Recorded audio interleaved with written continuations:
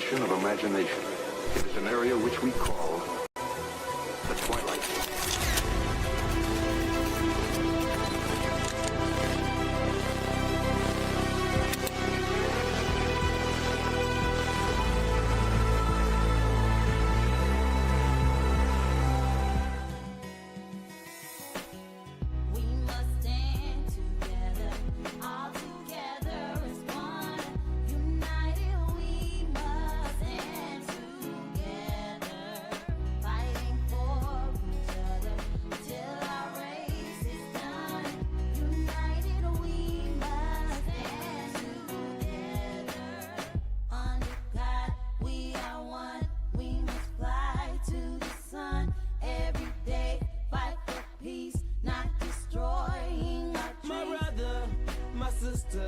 I got love for you, no lie. I'll give my best, I'll try. Someday we'll touch the sky. You're an angel, look up, baby. Wipe all your tears away. I know it's been crazy, but keep your head up high. Foot chase through the projects, dodging foreign objects. Street knowledge, I should've went to college. Odds stacked against me, surviving off instinct. 3 blocks from the precinct. Lil' homie caught a case, elders lost family members. Product of his environment, projects produce violence in the middle of the streets, cause that's how we eat. Just heard rap about the trap, don't mean I ain't about peace.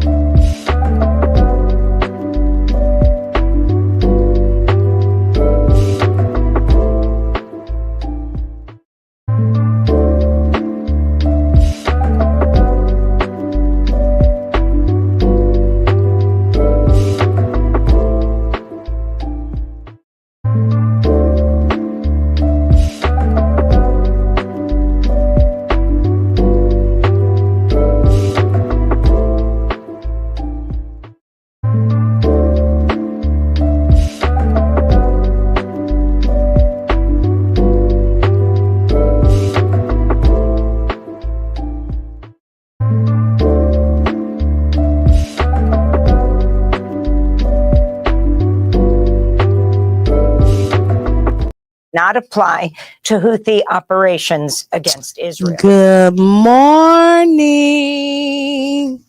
Good morning. Good morning. Good morning. You're listening to the Tampa Bay Breakfast Club. I am Kiana. I'm Antonio Brown. Yes, and we're brought to you by the New Image Project, better known as See That. See that in the house. Because we're going to redefine what's cool, because smart is the new Gangster. baby. And if you didn't know, now you know. What's going on, guys? How y'all doing this morning? What's up, cuz? How you How you doing doing, this Kiana? morning? I got me a nice little co-host in here. Yeah. Mhm. On this Wednesday morning. Yeah, because we didn't come in on Monday. No. No, we didn't come in. So sorry about not coming in on Monday. Monday was Cinco de Mayo. Did you celebrate? I don't celebrate holidays, cuz. Oh, so all right. So why don't you celebrate holidays? I just want to. Jabbar don't celebrate. He make it like I don't celebrate holidays. Okay, so You know, I celebrate life. I just celebrate how how I feel about people every day. If I want to do something special, I just celebrate it that day. You know what I'm saying? I don't look at nobody other, culturally things that they necessarily, indulge in. Okay. I mostly, kind of indulge in friends and family more than anything. So, you have friends that want to, still indulge in things like Cinco de Mayo and, Okay. Juneteenth and a lot of different things. So you don't do Juneteenth? So I would do Juneteenth events. I would, Okay. you know what I mean? My thing is, it's just a lot of stuff that, we don't really know the history on. Mhm. I don't really play into those things. Mhm. I like to read and research a lot of information before I decide to, Why you put said, myself into those categories. You said Juneteenth, right? So I'm gonna tell you this here, and I just found this out like this year. The emancipation of blacks here in Florida happened like May 23rd, 22nd, something like that. So this year, May 17th, which is next Saturday, they're doing it in Brooksville. Okay. And they're celebrating like the Juneteenth for Florida. And actually going to the house where they actually read it at. Okay. It's a beautiful property. FAMU, we partnered up with FAMU to help bring this event together. And it's gonna be really nice. And I went there, visit the property, and I learned so much about just Florida itself and what we bring to history. So I think people should, do your research. I mean, that it has been one of the things that I've realized in my life that I need to do more of. Right, which is reading and Well, that's your thing. Yeah, well, it wasn't always my thing, Kiana. You know what I mean? It was not always my thing. I was in the streets for a while. Had my head, turned the wrong way. You know what I mean? Was a knucklehead at times, and as I got older, right, realizing that I was given so much information. And then taking the time to actually, research some of that stuff and just realize that, certain stuff just didn't sit well in my spirit. Right. So when I realized that, this doesn't actually align with who I am. Right. So I just decided to just separate myself from those things. I have a question because, people come to that path, right? And people think what people define you are or what you believe you are, even if you feel like it's wrong.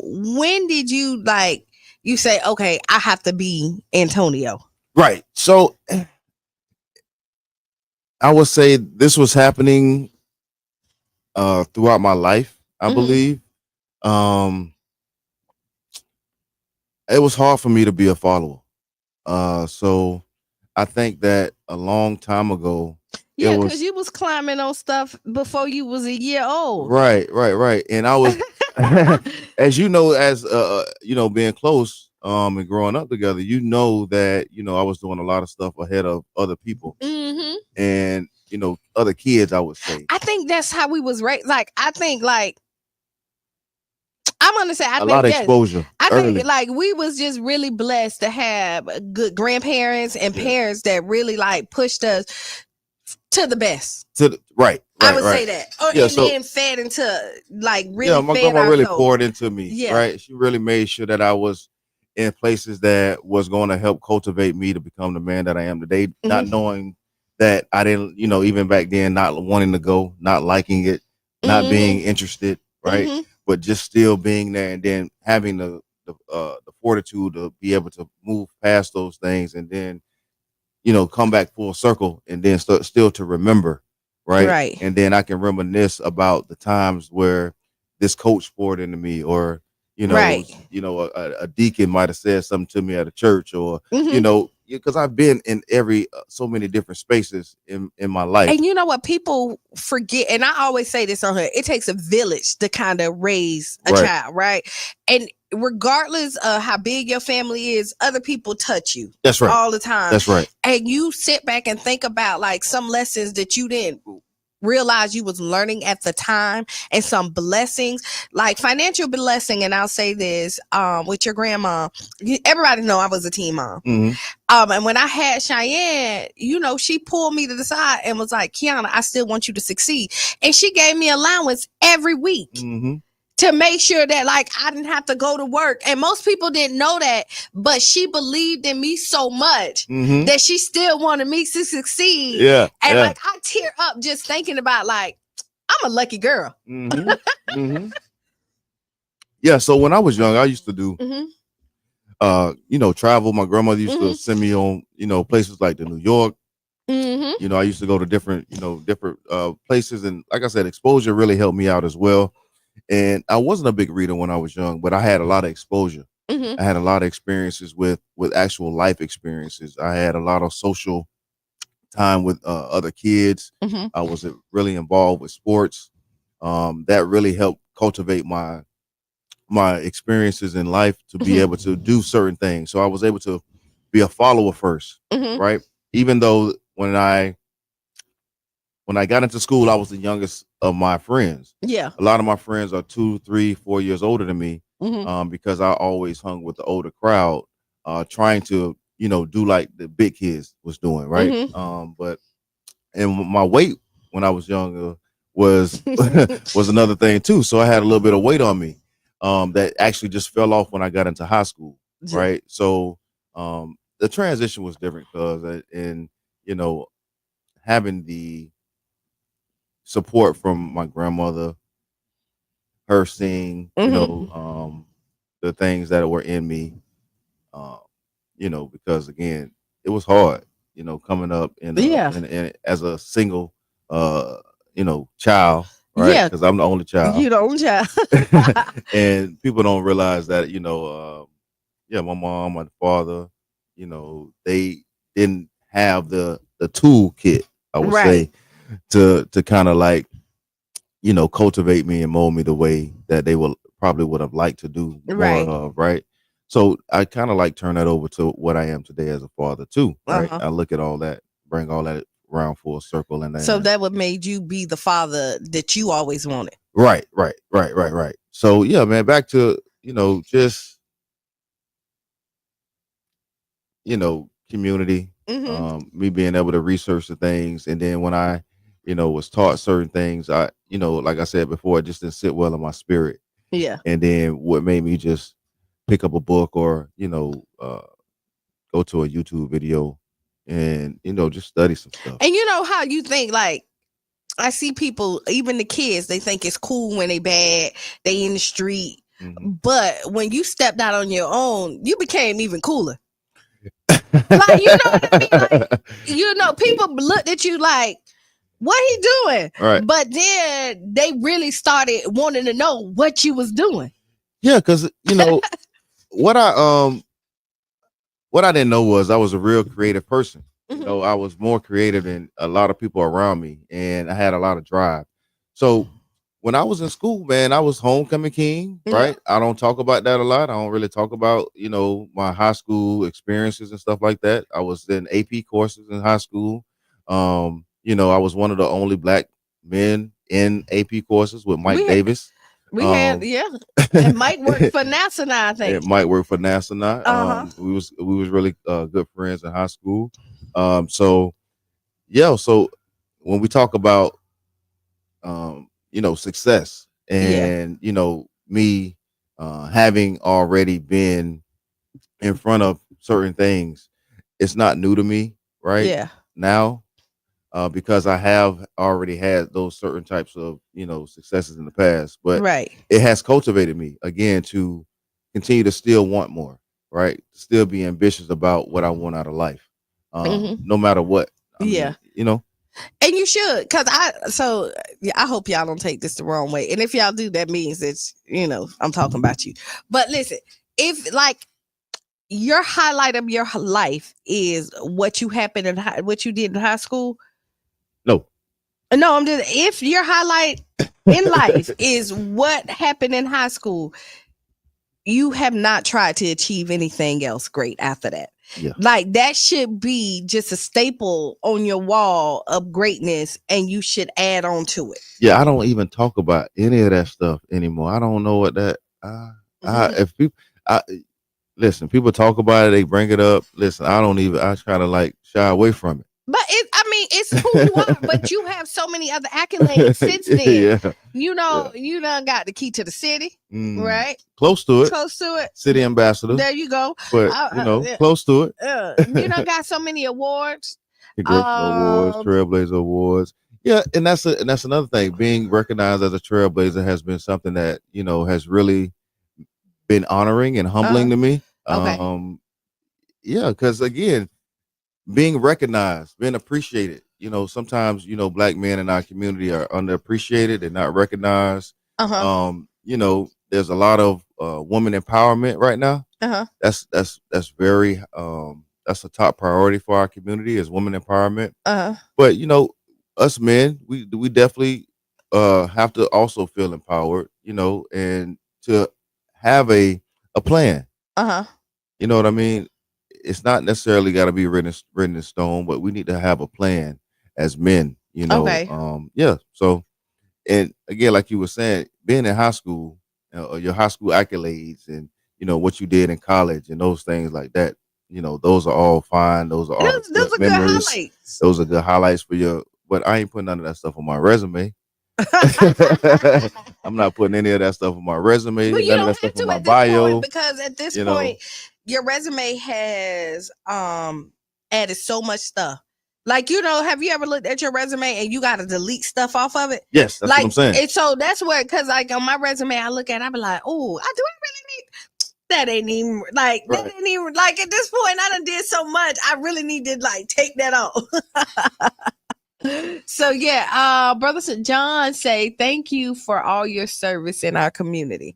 Thank you, Brother John. Like I say, man, I don't mind being a follower. You know what I mean? I'm being a follower. You have to also be able to, humble yourself. You have to have some also dedication and conviction in this business. Yeah. And Brother John has been there for me for since the beginning when I got into the nonprofit space. Okay. So yeah, we have a long history, and I appreciate you, brother. But no, because the journey is great. Because I see a lot of because since you're a black man and you talk black men, y'all know on here I'm an advocate for y'all. Right. I'm always cheering and rooting, and I think y'all are amazing creatures. And I will say that I was blessed to have some great men around me. So my view of men are a little bit different than a lot of my friends. I would say I had a great grandfather who poured in. You know what I mean? My stepdad, my dad, like I had my uncles, that came in, and we're a family of women. Right. But yes. The men we're a family of women, but the men that's there, like they step up and show out. That's right.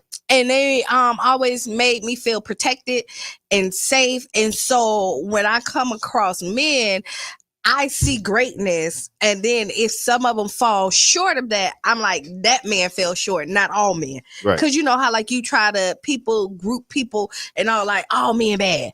Oh, ain't none of that. No. I've had some really amazing men. And I think men need other men to keep them accountable. I think so too. I think men sharpen each other. I think iron sharpens iron. Kiana, I've been cutting hair for about 17, 18 years Yes. now. And, as a young man, one of the safe spaces that I would have in the community was a barbershop. Okay. Majority of us don't realize how important that space is for young black men. Let's talk about it. It's more so like a rite of passage for young black men. I think that, mothers need to understand that, at a certain age, they need to stop coming into the shops. They need to allow their young sons to come in and be amongst men. Because at that particular time, it's a time for us to actually, get to know this young boy, young man. It's an opportunity for us to have conversations where he can, learn and pick up certain things, and then those things, he actually adopts into his life, and later on in life, maybe. But we like to pour into our young men in the shop that I'm at, which is Central Station Barbershop. Again, we want to make sure that these young boys have a good sense of balance. Okay. Right. So we ask that parents bring the kids in at least twice a month, if not every week, because these young men need to hear how men feel. They need to hear how men express themselves. They need to hear how men can have a intellectual conversation. They need to hear some dialogue. They need to hear some role playing. They need to hear some different conversations, disagreements that don't end up in fights and conflict resolution. Right. Those are things that happen in barbershops, and men come back to have more. Right. So these are very engaging times for these young men to learn and pick up on how you talk to other men. Right. Yeah. Certain things that you say to other men, certain things you don't say, why you don't say them, how you say them, why we don't talk to women why we shouldn't talk to women this way, why we treat women the way we treat them, why women are doing certain things. Yeah. How could we do some things better, right? How can we, it's a lot of conversation that goes on in the barbershop that, helps these young boys become men. And because they've been coming to you so long, it becomes a safe space, like you said, because a lot of times people are afraid to be vulnerable in front of people. But when you've been going there for 10 years or 5 years or however long you've been coming to the barbershop, and you see this young boy come in and his head down, something wrong. Right. And you could tell him like, nah, king, a prince, because we making them into kings. Lift your head up and then have this conversation with them. I totally agree with you about at a certain age, women don't need to bring their sons to the barbershop. I really think that's a man's job. No, that's not what I'm saying. No. What I'm saying is, no, drop them off. But single mothers should have a age where they just drop the sons off to the shops. They don't have to come in. If they want to wait in a car, that's cool. If they want to come back, pick them up, that's cool. Yeah. But I don't think they should be trying to ear hustle. You feel what I'm saying? From the men that's in the barbershop. Because a lot of times, again, what tends to happen is, Brother John said he remember when you checked his blood pressure. That's right. So yeah, we even do that in the barbershops, right? So I even check men's blood pressure. And I've been doing that for years. But what happens is, certain men don't even want to check their blood pressure, I see. Right? Which is another alarming tale, right? That these men, right, know that their blood pressure high. They know their blood pressure high, and they be embarrassed. They like, nah, bro, I don't want to go. And when you tell them, listen, bro, your blood pressure is 101 over 180, and you need to go see your doctor immediately. Yeah. They like, nah, man, I just need to go drink some water. I just need to go lay down. And majority of the time, that might work for them. You know what I mean? But when something as serious as your blood pressure, like Brother John just brought up, is at that particular rate, you definitely want to go see somebody. You definitely want to go get some help right away. But people are scared of the doctor. Well, black men are. No, not just black men. Black men are scared of the doctor. Black women black people in general. Okay. Kind of is afraid, because in our culture, it was like, take an aspirin. You know what I mean? Go lay down. You'll be all right. Go to sleep. Take a nap. You know what I mean? You have this stuff. And so we don't really, subscribe to going to the doctor. No, we don't. No. We scared of the doctor. We don't want. Yeah, but go ahead. Hey, that's another thing that we could, talk about in the shops, right? Yeah. So we talk about this stuff in the shops and having that conversation as well.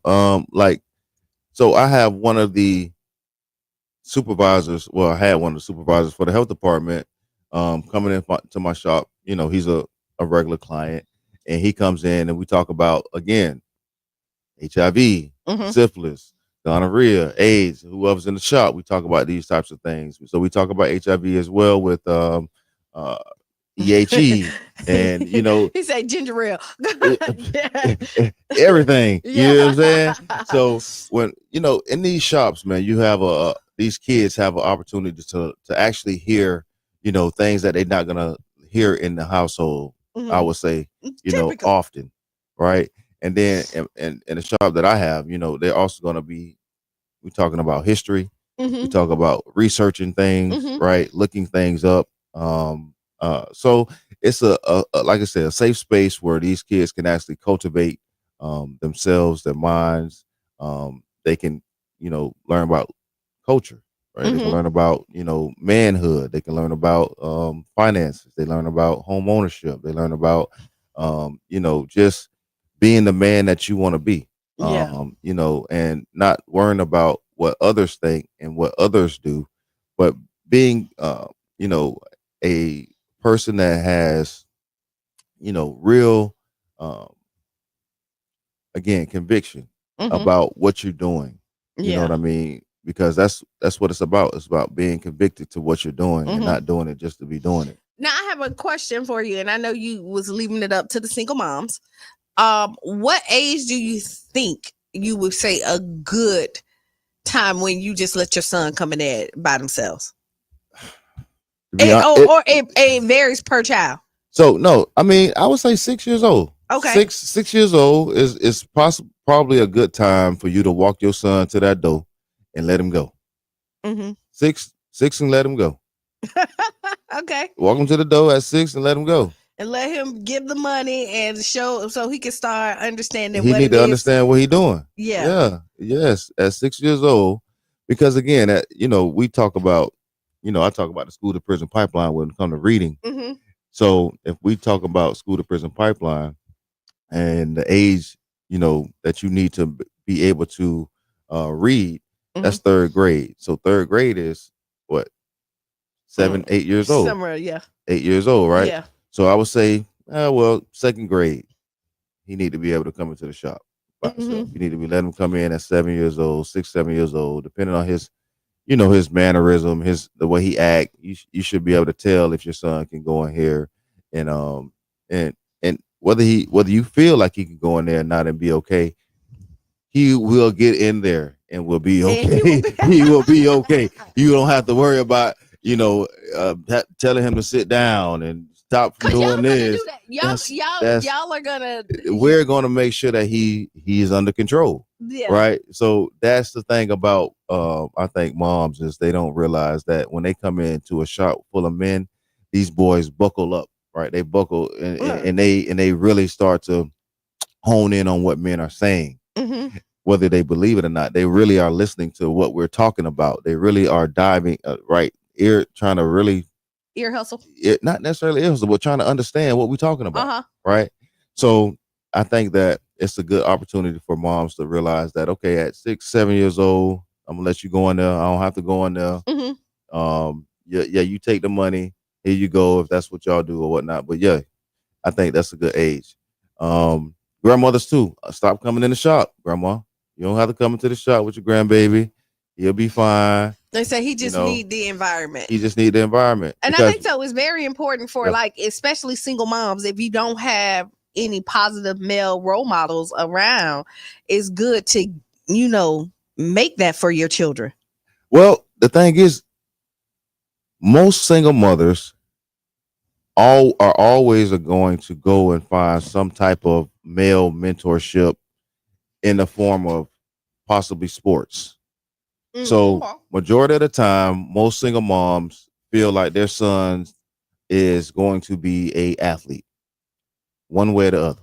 Okay. Their son may say, oh, I like basketball, but don't really know how nothing about basketball, don't want to play no basketball really, don't know what it takes to, be good, don't know what it takes, don't want to practice, don't want to do those things. So they stop, they'll let them quit. Then they say, "Oh, I want to play baseball." They'll let them do that, and then they'll let them quit. They'll let them play football. Single moms will let these boys try everything in the book and quit and all that. But when you bring these boys into the barbershop and they consistently coming in, and you talking to men, these boys are talking to men. Men are not going to allow them to keep quitting on themselves. We're not going to have those types of conversations where hey, yeah, I quit today, I quit this, I quit that. No, what are you quitting for? Why are you starting something and then quitting it? Why are you telling your mom you want to do something and then quitting it? Why are you doing, so we have different conversations. We kind of like hold these young men to the fire. We want to understand why they're misbehaving in school. We want to make sure that they what we want to understand why they're not participating, right? We want to understand why you not going to class. So these are conversations that we have in the barbershop as, barbers that are also mentors, that are also fathers, that are also Right. grandfathers, that are also uncles, that are also, you know what I'm saying, nephews. So when we talk about experience, who better experience than you have in your community than somebody that's lived the experience? You Right. know what I mean? When we talk about safe spaces, right? Again, this is a space that has been around since before BC, before Common Era, and after Dominion, and all those things. You have, again, I was an instructor at PTC, and again, when I was in school, we have a timeline for barbers that goes back to 5,000 BC. We have barbering going back to the Egyptian times, to the Roman times. So we always had some type of position in the community. When we talk about When you look at influence. the barber shop, you look at the hair salons. The hair salons play the same position for women that the barbershop pay for men. Now, one thing I do agree with you, I don't agree with like letting them start and quit. Like the one rule in my house is once we started something, you had to complete it. Now, once the season was over with and you never wanted to do it again, that's fine. But once you signed up for something, you had to complete it. Right. And I think we do our children a disservice when we let them quit. Cause like I don't want to get up and go to work every morning, but I can't quit because these bills gonna keep on coming. That's right. And a lot of times we do set our children up for failure. But I like that you have a place, and I don't think people, and since we're talking about the barbershop, women understand how important this transition to manhood is, especially when you don't have a man in the house. Right. I think a lot of times we overlook just how important it is to have a man waking up with our children every day in the same house. So it's so important. It's so important for. So let me just give you guys a backdrop. Right, there's a mom, single mother, has two kids, two boys, right, and this single mom, these are kids. Her kids are around, I would say, ages 6 and 7. The mom still, it's just certain things that a single mom and a single dad, or having both parents in the household, you would learn different things. So, as a single man, right, sometimes you're out here dating, and then you see single mothers, right, do certain things in the household with the children. Now, one thing that I notice a lot with women is they would like to be undressed in front of their sons, right? They don't mind being walking around half naked, in front of their children. Now, as a man, if I am in the house, I'm going to ask her. Going to ask her, can you please put on clothes around our kids? Da da da da. You ain't supposed to be doing this. So we'll have those conversations, and they will say, "Well, this is my baby, right? This is, they came out of me, da da da da da." And you would think that they would understand that these are young men that they're raising, right? But a lot of times it's just more about the emotional part of it being the baby, their baby, and this is just their house, so they're gonna do what they want. And again, we cannot knock a person for doing what they want. But then when you have a conversation about trying to say, okay, well, if a man was in the house, man, the man is going to ask, not want you to do this in front of these boys, right? And sometimes you will get pushback. And when the young men come into the shop, right, we'll have these conversations about what we don't want our women doing, right? And they might say, well, my mama, she'll walk around like that. And we'll be like, well, what we can do is, ask your mom to not do that in front of you. You know what I mean? Because So again, do they feel uncomfortable? yes. Okay. So again, that's what I'm saying.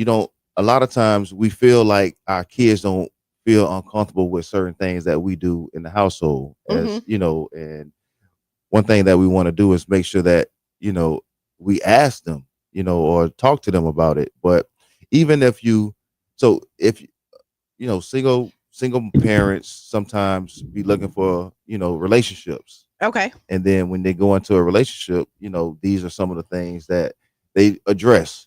And then the young boys, right, or the young men in these that come into these shops, right, we're having grown man conversations. Okay, let's talk right? about it. No, so when we having grown man conversations, right, we're being very intentional about making sure that these young men understand what women's supposed to, how we want our women to actually be, right? Or how you're supposed to be as a young man, and what to look for in a woman, and then what I understand is, some of these young boys, their first love is their mother, right? Yeah. The first person that these young boys love is their mom, because what do they see? They see everything on a woman, right, from their mom. So we have to realize that in the beginning, right, when we are having children and we're actually not having the balance there, when we take the men out of the picture, right, there's some things that these young boys pick up on, right, and they are coming to the shop, right, and we have these conversations, and these boys they can't, us as barbers, we can't say certain things to these young men. They are very sensitive, right, and they are very, right, I would say, emotional. Okay. Right. The emotional intelligence isn't there, right? Which is not necessarily, it should be there, right? We definitely have to mold them and talk to them and get them to a place where they can, feel safe, right? Because again, we don't just have these boys, coming in reading to us just right away. Yeah. We have to build relationships with them. Okay. They have to want to talk to us. They have to actually say certain things to us to feel comfortable, right? So they actually feel like we're a uncle sometimes, or a big brother, right? And when we have those, and when we can influence these young boys, right, to do better, right, or to want to bring the best out of them, or the best potential out of them, right, we have to make sure that we're basically figuring out what they already know, and then kind of go from there. Because I'm reading now. Royce is this is Royce. Let me see, y'all. I didn't bring my glasses. We have to teach our sons boundaries. If we don't, they will learn it the hard way. I had to have this conversation with someone. Yes. So boundaries is key. And a lot of times we don't necessarily know what a limit or a boundary is. And then when you are put in a boundary, sometimes you get negative feedback, because people haven't been put in boundaries before. Right. Right. They don't understand those boundaries and your restrictions. So I'm really open-minded, right? And having this conversation is another one that, like, one of these aha moments is that, like, single moms do walk around like whatever around their kids, sons or daughters, and hearing that the son may be uncomfortable with it because again you've been raised in that household for so long, so it's normal to kind of do it, so you don't even think about it. Now I do know, like, when you do bring a man in the household and you have been a single mother for a lot of times, the single, not all, the single mama makes the son feel like they're the man of the house. Yeah, I think that's wrong. And the reason I say that's wrong is because the boy ain't paying not one bill. The boy ain't got no responsibilities. He barely want to take out the trash. He barely want to clean up after himself. He barely want to clean his room. He barely want to go to school and get good grades. He barely want to be, mind what you say. And then this is what happens when you bring a man into your, you try to bring a man into your life or household or anything like that. No man really wants to move in with a female that is a man. I'm not doing it. So first of all, let's get this thing straight. If a man is handling his business, he shouldn't be moving in with no woman. And if he is on top of his game, he will be trying to find a place for him and the woman, and they can move in together, and then that could be their place. But no man should be moving in with a woman. And I'm talking about young boys that's being raised by single mothers, that's not raising these boys to be homeowners, that's not talking to these boys about having their own place, not setting them up for their own success. What's happening is these young girls are watching their mother, right, go to work every day, bust her ass, work 2 to 3 jobs. They don't see the man doing that. And then the mom has some type of resentment because of the father. So she don't teach her son how to go out there and be successful in a way that he can take care of a family. If I can, so can I say something? I don't think it's resentment that no, it could be. But let me say this. I think that what it is guilt more than resentment. It could be guilt. And what happens is when you have an absentee parent, the parent, man or woman, that try to overcompensate for that parent's absence. And sometimes we do that at a deficit to our children. Yes. And instead of trying to mold them in, we try to, overcompensate, basically. Yes. I think it's too much. I just think that, again, we teaching our boys the wrong stuff. And when you bring these boys into the barbershop, they're gonna hear a whole different ball game. And I think sometimes that be the problem. We're not necessarily trying to raise your children for you, but these young boys, they need some help. They do. And you know what? and I'm gonna say this. Luckily the barbershop is a safe space, but like our grown men need some help too. Right. Well, again, yeah, you're right. Right. And so what I've learned, right, and on the flip side of this coin is right here, I've seen men who intentions are amazing, right, and like they messed up or they wasn't there at the beginning and they realized they need to, and they feel like they have to fill that hole up completely to start doing what they need to do, if that makes sense. So they feel like they have to come back with 5 years of Christmas presents because they missed Christmas this time before they step up. When all you have to do is start to show up, and that hole will start to fill itself. Okay, I'm gonna give you a scenario. Okay, let's go. And I don't think people really think about this when it comes to men. So, if I'm a man, right, and I've been ridiculed, I've been bashed, I've been belittled, I've been abandoned, I've been talked about, I've been, all these things. Do you think men are supposed to not break down? You think do people think men don't break down and they don't go into a depression? Do women think that men don't ever need years of treatment because of trauma?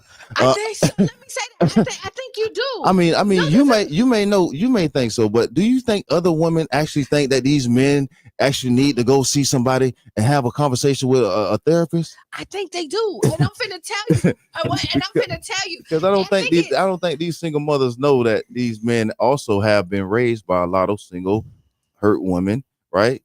Bitter women. Because again, when a man grows up a young boy grows up and I just saw a video today when a boy apologized to his dad because he's a man now. He has children.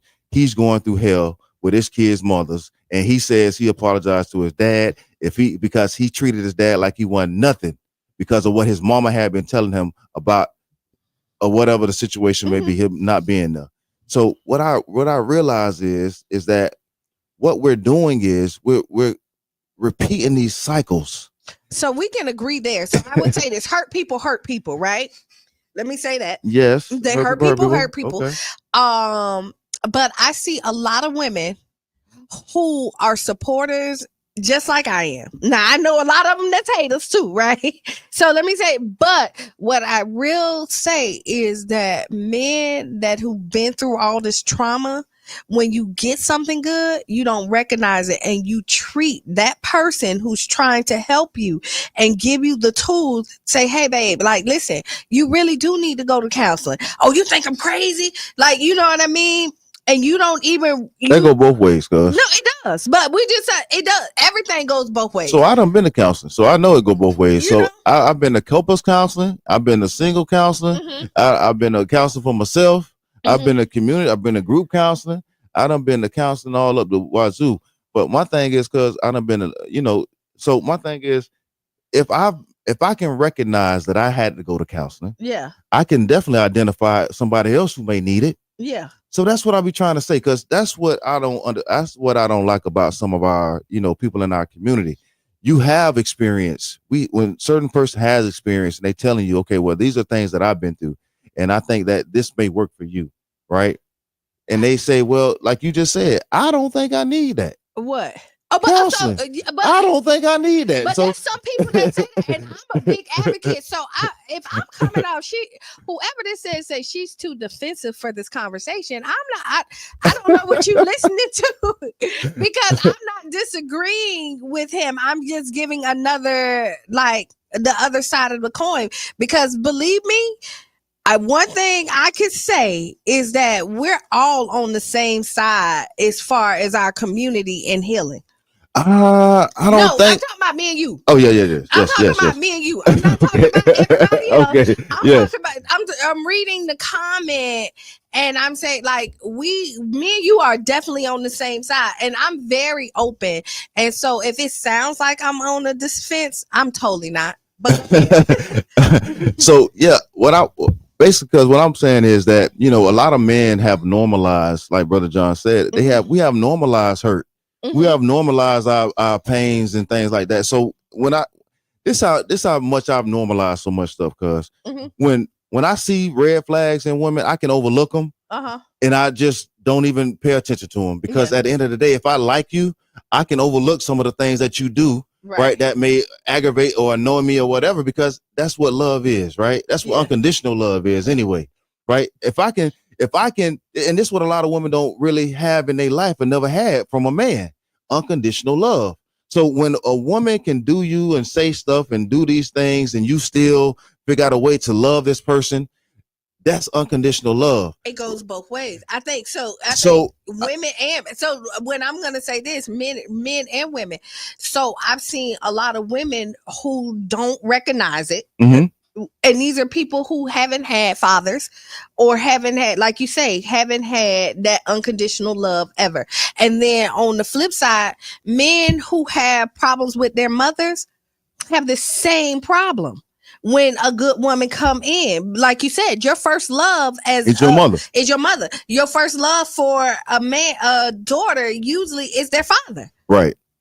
And if you don't have that foundation, you struggle with what that looks like, and you don't even know it a lot of times. Right. I don't mean to jump off topic real quick, but this is one thing that I talk about, but not as much as I would like to, but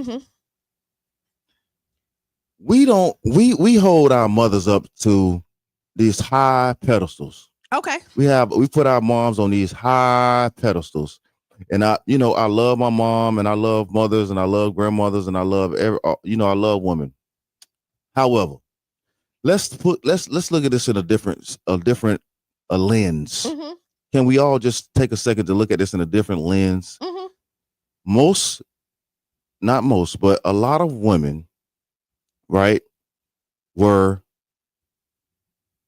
very promiscuous. Let's put it like that. And some of them some of them have traumatized themselves and the families that they have are raising. So you know what? I will agree because you know what? If your mother, so if your and mother, then your son grows up and they right, think that all women are just like and they that, think all women are just like this, and this is not true. And this is the thing that we don't realize when we talk about mothers and grandmothers partying together, and mothers and daughters hanging out together. Back when my grandmother was alive, my grandmother would never be at a party with her daughter. Mm-hmm. You never see nothing like that. You had grandma in the house doing grandma stuff. Nowadays, you got grandmas hanging out with the daughters, and the daughters hanging out with the third generation, and this is what these men are watching. Mm-hmm. So, as young men watching this, I would be crazy to think that this is normal. But still, okay. So but we make this stuff so normal. It depends on when you look at what you doing hanging out. Because I'm a generation of people like my mama. Not all the time will hang out, right? Well. Like I said, when we talk about when we were growing up, yes, things have changed. We understand that all things change. We have to adapt. But then what happens is we tend to downgrade or it tends to go, it doesn't get better for us. It gets worse. Like we talk about community. We talk about things that we need in our community. We need grandmothers. We need women stepping up, telling these young girls to put some clothes on instead of the man having to do it. Because if the man do it, he looking like a pedophile, or he looking like he looking at this young girl. No, I'm a father. I'm a grandfather. I should be able to tell somebody to go put some clothes on. I should be able to tell that boy over there, your son, to pull his pants up, and he shouldn't, without him being disrespectful. We don't live in a community where we will check somebody else's child without being checked by the parent. The parent want to come check you for checking their child. So what kind of mess is this? What I'm saying? So again, we talk about the village, right? We talk about the village. And you need a village. And if you listen to the Tampa Bay Breakfast Club a couple of days ago, I just said, like, be mad at me now, but thank me later. Right. You know what I mean? I should be able to say something like, if I see your child running out in the street, I should be able to pull the child back, do what I need to do to make sure that your child come home safe. Right? I talk to young boys and young women all day long. Mm-hmm. I was just at the literacy thing at Enoch Davis Center, and we saw 3 boys outside why they should be in school. I stopped them and talked to them and wanted to know why they wasn't in school. Right. And so I do agree that you need men and women in the household. There is a balance, and without both of them, you see a lack. Yeah, you do. You do, right? See a lack. You do see a lack. But again, when we talk about traumas, right? So again, a single parent, right? Mm-hmm. If we should just start here. Yeah, single mothers should put their young boys in therapy early. I agree. This is a new thing. I was just at a counseling event. I was a keynote speaker at the ACH Council for Counselors, a conference that they had in Safety Harbor. And one of the things that I asked them to do was go into unfamiliar spaces and get out of the spaces that you are familiar with. Come into spaces that you're unfamiliar with, and then you'll get some of the data and some of the information that you need for what you guys are doing. So what I'm asking now is that if single mothers are really, really for their young boys, I think they should try to go ahead and put them into a therapy now, right? Get them acclimated, get them used to going to therapists, maybe a man or something, a therapist, a man, right? Mm-hmm. A friend of mine, Justin McLean, he's a therapist, right? A black therapist here in the city of St. Petersburg. But what I think they should do is get these young boys going to therapy early so that they can get in touch with their emotions, they can get in touch with their feelings, they can get in touch with their masculinity, right? Because at the end of the day, if they're around nothing but women. They're around nothing but women.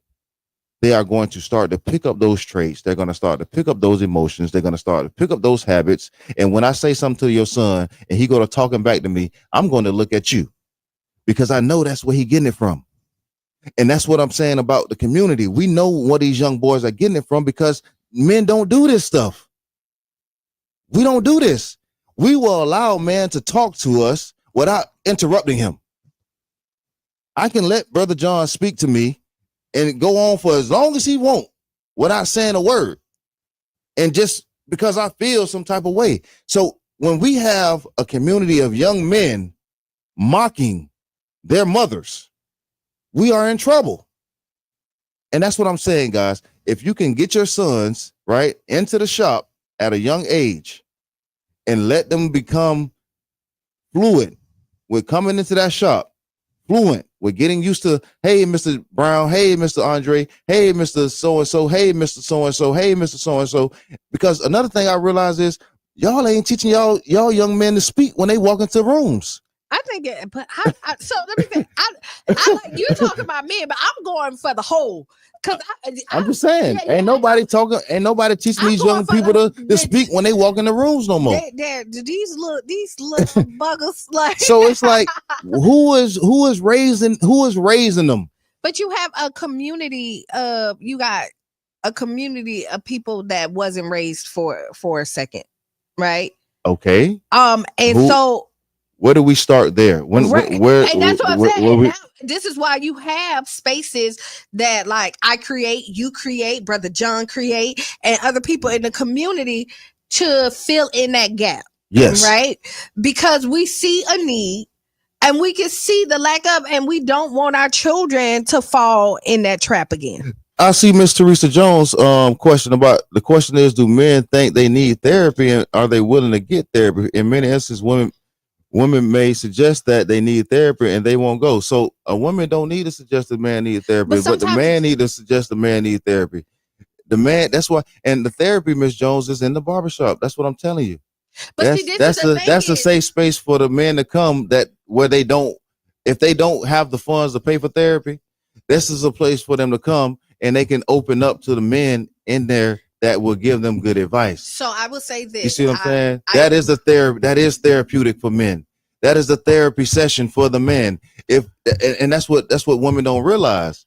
This is the only place men have to have safe conversations, courageous conversations, right? Where they're not going to be looked at as being crazy or weird or not masculine or you understand what I'm saying? But you have to build that relationship. So that's why that's what I'm telling you. So starting at 6, you need to be bringing the baby in, letting them drop him off.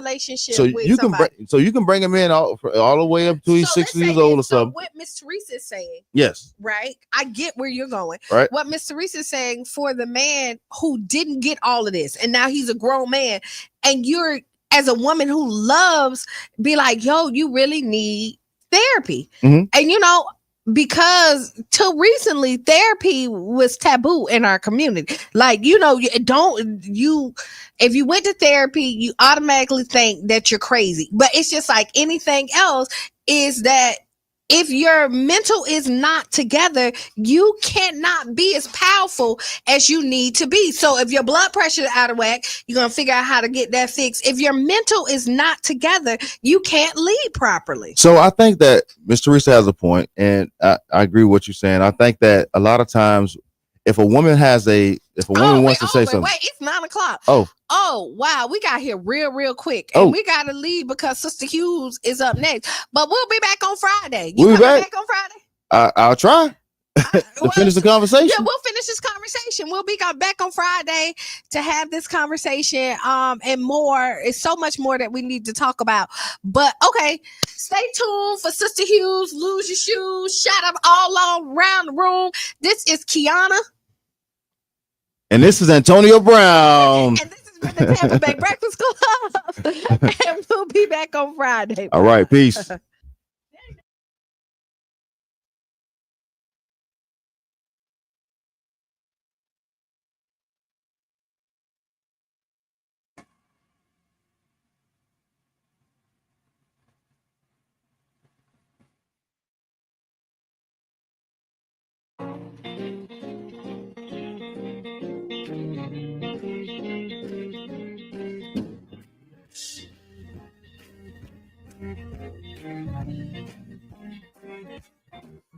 This morning when I roll, y'all. This morning when I roll, y'all.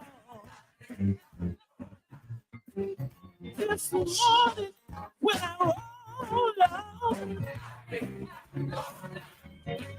I know the Lord. I know the Lord. I know He will. Well, hey, if you still here, we back. We are back. Hold on. Hey, so